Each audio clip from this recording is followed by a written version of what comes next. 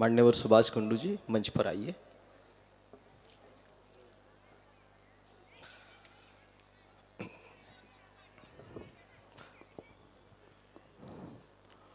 साथियों, आज हमारे इस 42वें राष्ट्रीय अधिवेशन का तीसरा दिन है। 6 दिसंबर को हमने इस अधिवेशन की शुरुआत की। आज 8 दिसंबर सोमवार को ये तीसरा सत्र शुरू होने जा रहा है, जागृति सत्र क्रमांक 5। और इसमें आज का जो विषय है वो है ऐतिहासिक किसान आंदोलन की उपलब्धियां और भविष्य की चुनौतियां। तो मंच पर सभी वक्तागण, अतिथि वक्तागण, अध्यक्ष महोदय, मूल निवासी सुरेश द्रविड़ सर उपस्थित है। ये जो विषय है उस विषय को समझने से पहले हमें कुछ बातों पर ध्यान मैं आपका आक्रोश करना चाहता हूँ। हम ये जानते हैं कि जो हमारा ऐतिहासिक किसान आंदोलन हुआ था 2020 में, 2021 में, उसी के संदर्भ में ये विषय है। और साथियों, बात ऐसी है कि इंसान के जो मूलभूत मौलिक अधिकार होते हैं, जैसे कि जीवन हो, स्वतंत्रता हो, समानता, शिक्षा, स्वास्थ्य, भोजन, ये सारे अधिकारों का महत्व पूरी दुनिया जानती है। बिना हवा, बिना पानी और बिना भोजन के आदमी जिंदा नहीं रह सकता। और ये जो भोजन है वो हमें मुहैया करता है, प्रोवाइड करता है, इसकी उपज करता है वो किसान है। और पूरी दुनिया को वो जिंदा रखने के लिए अनाज पैदा करता है। तो बिना भोजन पानी हम मनुष्य जिंदा नहीं रह सकते। और इस वजह से किसान का एक अलग महत्व है। और अन्न का उत्पादन एक प्रकार से जीवन आधार है। और हर देश की, सिर्फ भारत की नहीं, पूरी दुनिया के हर देश की अर्थव्यवस्था जो है उसकी रीढ़ किसान है। और इस किसान, अगर पूरी दुनिया को हम देखें तो एवरेज 40% जो जनसंख्या है वो कृषि और कृषि पर आधारित उद्योग से जुड़ी है, उस पर निर्भर है।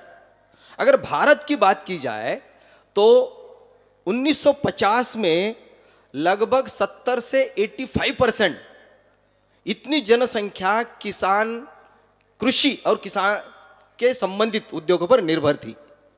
आज हालत क्या है?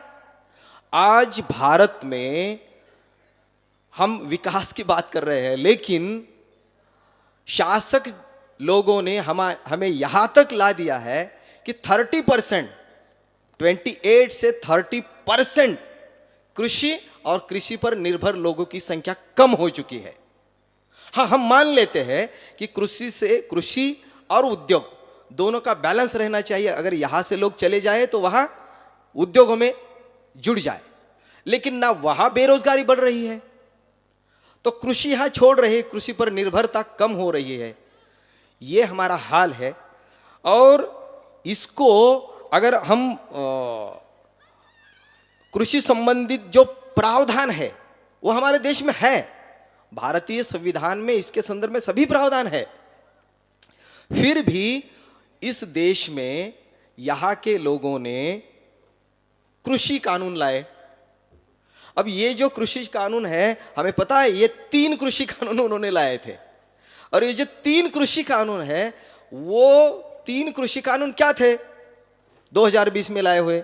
पहला था कृषि उपज, कृषक उपज व्यापार और वाणिज्य संवर्धन सुविधा अधिनियम 2020। क्या था उसमें? उसमें था कि जो किसान की उपज है वो मंडी के बाहर भी आप बेच सकते हैं, उसकी सुविधा होगी। लेकिन उसका दूसरा अर्थ है, उसको बाद में देखेंगे। मतलब दूसरा अधिनियम क्या है उसमें? कृषक मतलब सशक्तिकरण और संरक्षण मूल्य आश्वासन और कृषि सेवा पर करार अधिनियम, मतलब कॉन्ट्रैक्ट फार्मिंग, सीधे शब्दों में समझे जाए तो कॉन्ट्रैक्ट फार्मिंग।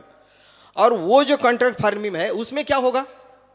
बीज भी कंपनी देगी, किसान उसकी उपज करेगा, और जो पूर्व निर्धारित मूल्य है उस पर वो किसान वो अपनी उपज उसको दे देगा, मतलब उसको खुद को अधिकार नहीं है।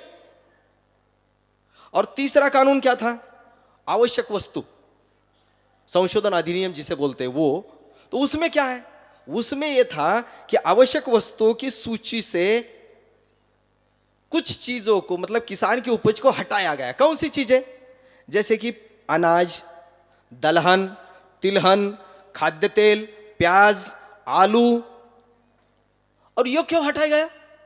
ऐसे बताया गया कि उसका भंडारण करने की समस्या होती है।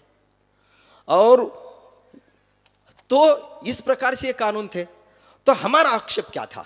हम मूल निवासी बहुजन समाज के जो किसान है, पूरे भारत के किसान, उनका कहना क्या था? उनका कहना हमारा ये था कि मंडी के बाहर अगर हमारे अनाज जाएगा, उपज जाएगी, तो एमएसपी की गारंटी नहीं रह जाएगी। इतने इतने में उसको खरीदना पड़ेगा, ये गारंटी खत्म हो जाएगी। ये हमारा डर था। दूसरा, कॉन्ट्रैक्ट फार्मिंग में क्या होगा? कॉन्ट्रैक्ट फार्मिंग में जमींदार जो है, कॉरपोरेट घराने जो है, वो हमारी जमीन से सौदा करेंगे, कॉन्ट्रैक्ट करेंगे, लेकिन कॉन्ट्रैक्ट करते करते करते वो हमारी जमीन पर कब्जा भी करेंगे। अंग्रेजों ने ऐसा ही किया था, व्यापार के लिए आए और हमारे देश पर राज कर दिया। तो ये हमारा डर है। और तीसरा, मंडी अगर खत्म होती है तो हमारा जो हक है वो तो छीना जाएगा ही, बाद में कंपनी राज आएगा। इसका डर, धोखा और खतरा हमें था। और इसीलिए आंदोलन हुआ पूरे देश से कि संयुक्त किसान मोर्चा जो है एसकेएम, उसके नेतृत्व में 380 दिन 26 नवंबर 2020 से 9 दिसंबर 2021 तक यह आंदोलन चला। हमारे जो किसान नेता जो है अभी हमारे सामने है, उनके साथ साथ हमारे राकेश टिकैत भाई हो, तो सारे जो दर्शन पाल डल्लेवाल, जो सारे किसान नेता है, उनके नेतृत्व में ये संयुक्त किसान मोर्चा के नेतृत्व में ये आंदोलन चला। और इसमें मुझे बताने में खुशी है, आपके सामने बैठे हुए जो हमारे सीईसी सदस्य है बामसेब के मूल निवासी द्रविड़ साहब, वो भी उस आंदोलन में शामिल थे। तो हम इस आंदोलन में थे। तो सरकार ने क्या किया, बताने में बहुत दुख होता है कि सरकार, किसानों पर सशस्त्र हमला किया गया। आप बताओ कि हमला मतलब क्या होता है? दुश्मन के साथ जो व्यवहार होता है वो व्यवहार किया गया। जैसे वैसे तो आंदोलन करने की आजादी हमें संविधान ने दी है, जो हम चाहते हैं वो कर सकते हैं, लेकिन जो किसान दिल्ली में आना चाहते थे अपना हक मांगने के लिए, अपना अधिकार मांगने के लिए, जो गलत कानूनों को निरस्त करने के लिए, उन किसानों के लिए बड़े बड़े बैरिकेड लगाए गए, कंक्रीट के ब्लॉक्स लगाए गए, कटीले तार, लोहे के किले, सड़कें खोदकर दुश्मन जैसे खंदक बनाए गए। ये इतने निर्दयी और निष्ठुर थे कि उन्होंने सड़कों पर किले गाड़ दिए। अरे हमारे देश की जनता, हमारे देश का किसान, जिन किसानों ने आपको सत्ता पे बिठाया, उसके साथ ऐसा दुश्मन की तरह व्यवहार किया गया। जैसे फिल्मों में देखते हैं ना, ठंडा पानी की बौछार डालते हैं, उस प्रकार से किसानों के साथ व्यवहार किया गया। आंसू गैस, वाटर कैनन, लाठी चार्ज, तो ये सब किया गया। और साथ ये इस व्यवहार के कारण, ठंड के कारण और बाकी सारी चीजों के कारण, जो मतलब हालात हुए, बुरे हालात, उसके कारण लगभग 702 किसान अपनी जान दे गए, शहीद हो गए। 700 लोग एक देश में अपनी जान गंवा देते हैं अपने हक और अधिकार के लिए। लेकिन मैं निष्ठुरता इसलिए बात कर रहा हूं कि उन्होंने, निष्ठुरता नहीं, उसको निर्लज्जता बोलेंगे, कि उन्होंने मौतों का शोक तक नहीं मनाया। मौत पर कोई शोक नहीं मनाया, उन्होंने मुआवजा तक नहीं दिया, कुछ भी नहीं किया। लखीमपुर खीरी की घटना आपको पता है?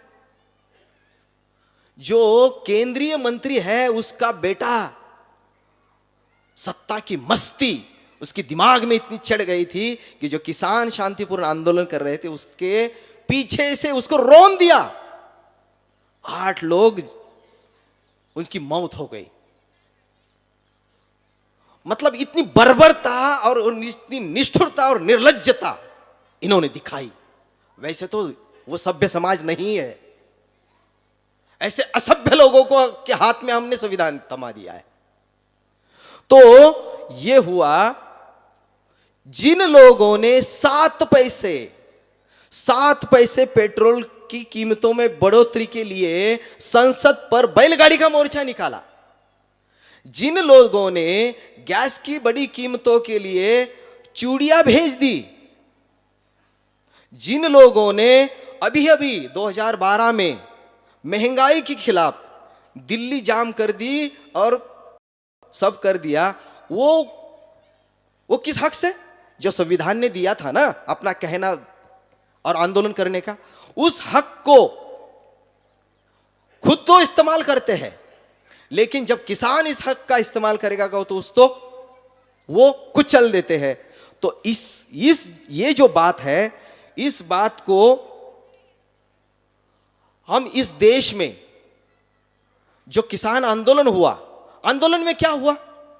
आंदोलन के बाद उन्होंने उस 3 कृषि कानून को वापस तो ले लिया, कमेटी तैयार की, थोड़ी बहुत चर्चा की। हमारी मांगे क्या थी? एमएसपी लागू किया जाए स्वामीनाथन आयोग की तर्ज पर। हमारी मांग क्या थी? किसानों को जो जरूरी चीजें हैं वो दी जाए, सीधी सादी मांगी थी। लेकिन इन्होंने ये किसी भी मांग पर काम नहीं किया, सिर्फ आंदोलन उन्होंने कुचल दिया। तो ये जो है, इन्होंने जो कॉरपोरेट घराने हैं उनके लिए तो सब करते वो। आज तक 16.35 लाख करोड़ रुपए उन्होंने उनका कर्जा माफ कर दिया, राइट ऑफ कर दिया, लेकिन किसानों के लिए कुछ नहीं। ये जो कोई कॉरपोरेट होता है वो अपना उत्पाद, चाहे मान लो कोई पेन है या कोई साबुन है, वो निर्माण करता है, तो उसकी प्रोडक्शन कॉस्ट, सप्लाई की कॉस्ट और उसका प्रॉफिट, ये सारा मिलाकर एमआरपी बनाता है और वो हमें बेचता है। किसान को भी लागत लगती है ना, किसान को भी मंडी तक माल पहुंचाने के लिए कुछ पैसा लगता है ना, उसको भी प्रॉफिट चाहिए। इसको मिलाकर जो बनता है वो एमएसपी बनती है, बाकी कुछ नहीं है, सीधा साधा अर्थ है उसका। तो ये जो एमएसपी है, ये एमएसपी उसको नहीं देते। उस एमएसपी को, मतलब मिनिमम सपोर्ट प्राइस है, उस प्राइस को नहीं देना चाहते। पूरी दुनिया में एमएसपी दी जाती है। जिस चीन की हम बात करते हैं, लगभग दुनिया के 54 देशों में यह एमएसपी दिया जाता है, प्रत्यक्ष और अप्रत्यक्ष रूप से। चीन में दिया जाता है एमएसपी। चीन की मैं बात बता दूं, चीन ने जब एमएसपी देना शुरू कर दिया और सब्सिडी देनी शुरू कर दी उर्वरकों पर, उससे चीन का 40% उत्पाद में बढ़ोतरी हो गई चीन की। ऐसे ही चीन बाकी लोगों को लाल आंखें नहीं दिखा था, ऐसे ही नहीं दिखा था। अमेरिका में वो वही है, यूरोपीय संघ में भी CAP नाम का एक प्लान है। तो इस पर कॉमन एग्रीकल्चर पॉलिसी, ऐसा उधर कहते हैं उसको। तो इस प्रकार से ये सारा हो रहा है। तो किसानों के लिए अब जो देना चाहिए वो देना उतना कठिन भी नहीं है, सीधी सादी बात है कि मिनिमम सपोर्ट प्राइस दे दे। और जो किसान कहता है, वैसे तो मैं छोटी संक्षेप में बता दूं कि जैसे ट्रेडिंग के लिए बॉम्बे स्टॉक एक्सचेंज है, नेशनल स्टॉक एक्सचेंज है, तो ये सेबी जो है, सेबी उस पर नियंत्रण करती है। आज कौन सा स्टॉक कितना हुआ, कितना कम हुआ, कितना ज्यादा हुआ, किसकी कितनी खरीदारी हुई, कितना बेचा गया, सब वो उपलब्ध कराती है। क्यों? कारपोरेट लोग को फायदा देने के लिए। हर सेकंड उसकी तुरंत जानकारी। कोई स्टॉक है, अदानी का स्टॉक है, सेकंडों में उसकी जानकारी मिलती है, उसको फायदा उसका मिलता है। लेकिन किसानों को महीनों महीनों पता नहीं चलता कि कौन से स्टेट में कौन सा अनाज ज्यादा है, कौन सा कम है।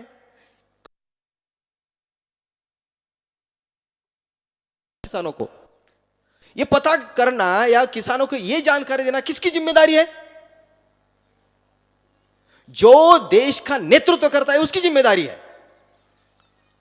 तो किसानों को पता नहीं होता तो किसान प्याज करता है और बाद में ज्यादा होने की वजह से उसका प्याज सड़कर वो सड़कों पर फेंक देता है।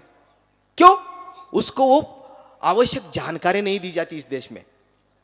बातें तो करते हैं सैटेलाइट की, बातें तो करते हैं सभी, लेकिन किसानों को जानकारी से वंचित रखना यह निर्लज्जता इस असभ्य लोगों की है। तो ये जो लोग हैं किसानों के लिए नहीं करते। एक ऐप निकाला है ई नाम का, लेकिन किसी को पता नहीं, मुझे भी पता नहीं था। मैं किसान हूं लेकिन मुझे भी पता नहीं था। मैंने इस विषय के संदर्भ में जब जानना चाहा उस समय मुझे थोड़ा बहुत पता चला। मतलब ये जो लोग हैं, संक्षेप में बता देता हूं, जिनकी कानून बनाने की औकात नहीं है, अक्ल नहीं है, जो भी इन्होंने कानून बनाए वो वापस लेने पड़े या जनता ने उसका विरोध किया। एक भी ऐसा कानून बता दीजिए जनता ने उसका स्वागत किया है।